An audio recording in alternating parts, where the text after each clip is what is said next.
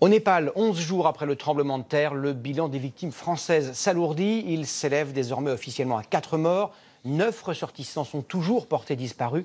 Et par ailleurs, on est sans nouvelles de 30 autres Français dont on ne sait pas s'ils sont sains et saufs. L'aide humanitaire parvient très difficilement dans les régions les plus reculées. Une équipe d'alpinistes menée par le champion de trail Kilian Jornet devait partir à l'assaut de l'Everest avant le séisme. Ils ont bien sûr abandonné leur projet. Ils sont restés au Népal pour venir en aide aux populations. Julien Beaumont, Thierry Valta et Didier Legendre les ont suivis sur place. C'est sans doute la course la plus délicate de sa carrière. Kilian Jornet, l'homme le plus rapide du monde en montagne, à la rencontre des villages dévastés du nord du Népal. Des villages où l'aide a du mal à arriver, et pour cause, le tremblement de terre et des chutes de pierres ont coupé les rares chemins d'accès. Avec ces deux autres alpinistes, ils vont devoir passer là où tout le monde s'est arrêté.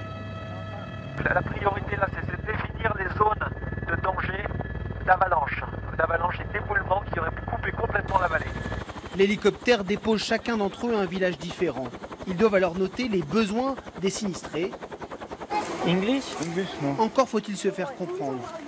C'est des vallées qui ne sont pas touristiques, donc il n'y a pas forcément des gens qui parlent anglais, donc on doit chercher des gens qui parlent anglais pour communiquer, sinon on a les traductions qui vont nous aider dans ces cas-là.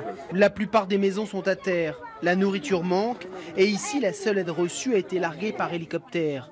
Mais pas question d'y toucher, car à 3000 mètres d'altitude, la solidarité prime. Nous avons reçu des tentes et un peu de nourriture, mais j'ai tout gardé. Je ferai la distribution une fois qu'il y en aura assez pour tout le monde. Après avoir recueilli les besoins de ce village, il va falloir trouver comment atteindre les autres zones sinistrées à pied, quitte à tracer de nouvelles pistes. Chacun est donc laissé seul, avec 40 villages à visiter en totale autonomie pendant plusieurs jours et le plus vite possible. Des kilomètres sur des chemins impraticables. Kilian Jornet est surnommé l'ultra-terrestre vu ses performances, un avantage pour cette mission très dangereuse. On va courir entre les villages pour essayer de faire le plus de villages possible à la journée.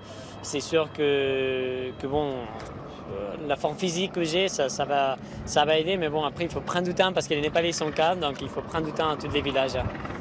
La rencontre entre les humanitaires d'Acted et les alpinistes est due au hasard. Grâce à eux, samedi, des tonnes de nourriture seront apportées en bas de la vallée.